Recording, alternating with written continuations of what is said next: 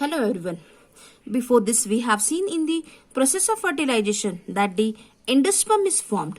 That we were saying that it was the triploid primary endosperm nucleus and it develops into the nutritive endosperm tissue. Now here we are going to study how is the development of the endosperm. So let us start with the development of the endosperm.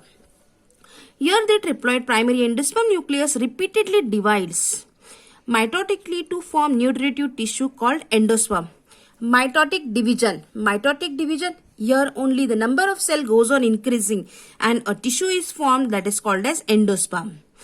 Now this is the post-fertilization change. Post-fertilization change because in fertilization you have seen that the male and the female unites and along with that the endosperm is formed. Whatever happens after that, that is called as post-fertilization change. Now this post-fertilization change takes place within the ovule. The embryo and the endosperm both are developing simultaneously. And the other cells of the embryo sac disorganize sooner or later. That is, they all disappear. They all are finished. Only the endosperm and the zygote, they are developing. Zygote develops into the embryo and the endosperm is the nutritive tissue. The formation of the triploid endosperm nucleus triggers cell division which leads to the formation of endosperm. That is, because of this cell division, the endosperm is formed. Till now we have just studied that endosperm is a nutritive tissue. Now let us study the types of endosperm. There are three types of endosperm depending on the basis of the mode of development. They are the first is the nuclear type, second is the cellular type and third is the halobial type. Now in this nuclear type, it is found in maximum or most common type is the nuclear type. Here this nuclear type 161 angiospermic families show most common type of endosperm. Here this primary endosperm starts dividing repeatedly. Divides mitotically without the wall formation to produce a large number of free nuclei. Here you can see this is the zygote. And here it starts dividing repeatedly to form number of cells. Many nuclei are formed. Here see many nuclei are formed. And as these nuclei are formed, there is no wall formation. Because of this, a vacuole is formed inside and the nucleus is just moved at its side. So a big large vacuole you can see and there is no wall formation. So first one is the nuclear type. It is most common in 161 angiospermic families.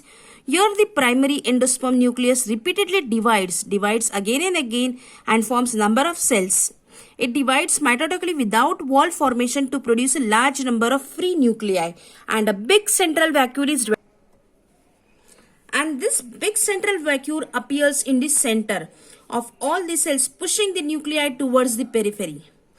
Later on, afterwards, the wall develops between the nuclei and hence multicellular endosperm is formed. But in many of the cases, the cell wall formation remains incomplete, that is in the wheat, sunflower and the coconut.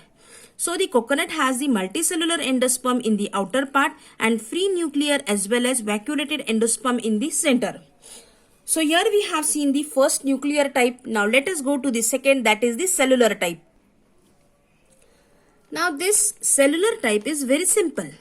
In some plants, the division of the triploid primary endosperm nucleus is immediately followed by wall formation. That is, as there is mitotic division, number of cells are formed. As the new cell is formed, as the new nucleus is formed, the cell wall formation is also there. And because of this, the endosperm is cellular right from the beginning. That is, you can see many cells present because of the walls. It is mostly observed in 72 families of dicot as in the members of balsam, petunia and adoxa. Now here let us see the diagram of the cellular type. Now this is the diagrammatic form of the cellular type.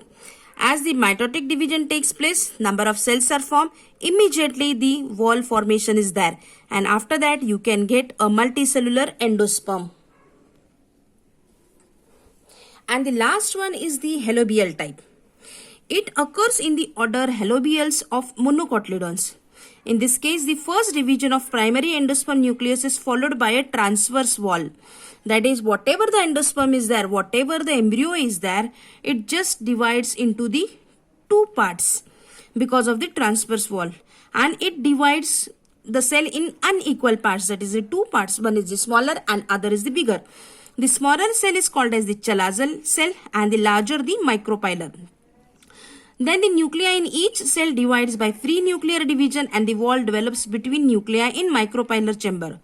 It is the intermediate between cellular and nuclear type endosperm. Example, Asphodylus. Now let us see the diagram of the halobial type. Here you can see the diagrammatic form of the halobial. Whatever the embryo sac is present, that just divides into the two parts, two unequal parts, one bigger and one smaller. The bigger is the chalazal and the smaller is the micropylar. And after that, there is the mitotic division, and it forms by the nuclear division and then the cellular division, and hence it is the halobial type of endosperm.